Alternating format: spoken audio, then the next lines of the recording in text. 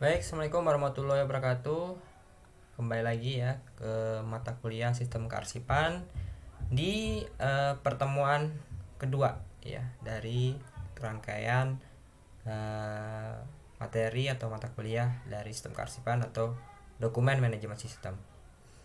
Di materi kedua ini terbagi menjadi tiga juga ya. Yang pertama adalah jenis-jenis arsip, yang kedua fungsi arsip, yang ketiga sifat dan karakteristik arsip. Jadi kalau kemarin kita sudah membahas secara garis besar apa itu sistem kearsipan, ya kita flashback dulu ya, kita membahas tentang arsip terlebih dahulu. Sebelum jauh kita membahas tentang sistem. Nah, jenis-jenis arsip itu sendiri ya ada beberapa. Yang pertama itu arsip dinamis ya. Arsip dinamis itu arsip yang digunakan secara langsung dalam perencanaan, pelaksanaan, penyelenggaraan kehidupan kebangsaan pada umumnya. Nah, dinamis ini artinya bisa digunakan secara langsung seperti itu. Nah, kalau arsip aktif itu arsip dinamis yang secara langsung dan terus-menerus diperlukan dan dipergunakan dalam penyelenggaraan administrasi.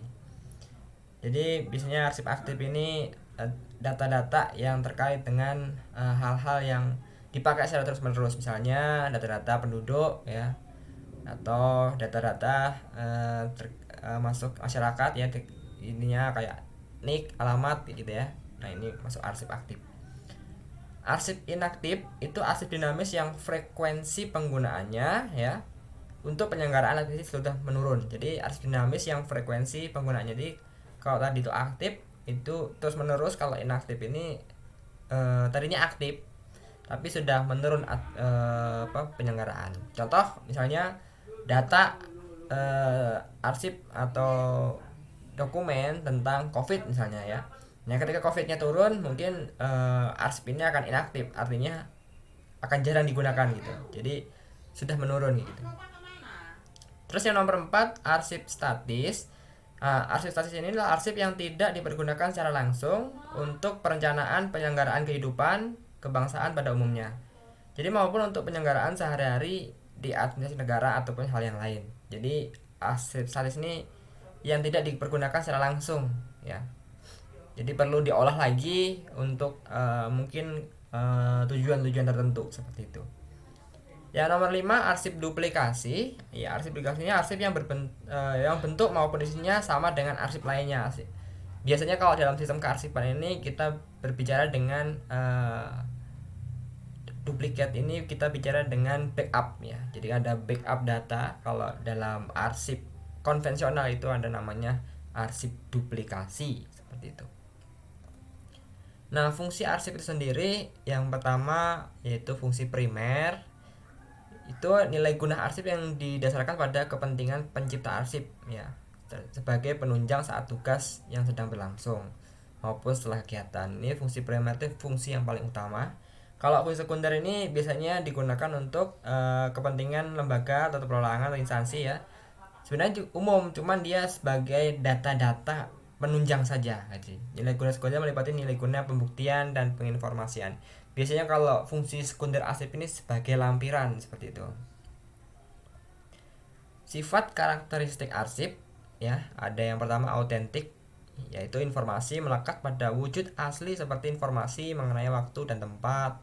Ya, arsip dibuat memiliki tujuan kegiatan. Nah, biasanya kalau dalam surat itu namanya nomor surat, itu juga penting ya. Terus legal itu dokumentasi untuk mendukung tugas dan kegiatan, memiliki status sebagai bahan bukti resmi bagi keputusan untuk pelaksanaan kegiatan. Ini juga sifat kalau dalam arsip ini sebenarnya sekunder ya. Unik karena tidak dibuat massal dan memiliki kronologi produk. Kalau dalam sistem kearsipan ini ada namanya nomor induk arsip atau nomor ID arsip atau nomor ID dokumen, sama saja. Terpercaya sehingga dapat dipergunakan sebagai bukti sahih sebagai bahan pendukung pelaksanaan kegiatan. Ini artinya bukan arsip atau bukan dokumen yang abal-abal ya, ini benar adanya isinya gitu. Nah, itu saja untuk materi yang kedua ini, karena emang ini materi pengantar sistem kearsipan ya. Sekali lagi tugas teman-teman semuanya, teman-teman mahasiswa silahkan mulai mencari di Google Scholar ya, dan silahkan diketik dengan keyword bangun sistem kearsipan. Nah, disitu akan sangat banyak contoh-contoh rancang bangun sistem informasi yang berkaitan dengan sistem kearsipan. Nah, nantinya kita akan bahas di UTS atau pertemuan H-1 sebelum UTS, kita akan bahas dan akan dipresentasikan saat UTS. Mungkin itu saja untuk pertemuan kedua kali ini. Kita akan lanjut di materi yang ketiga. Assalamualaikum warahmatullahi wabarakatuh.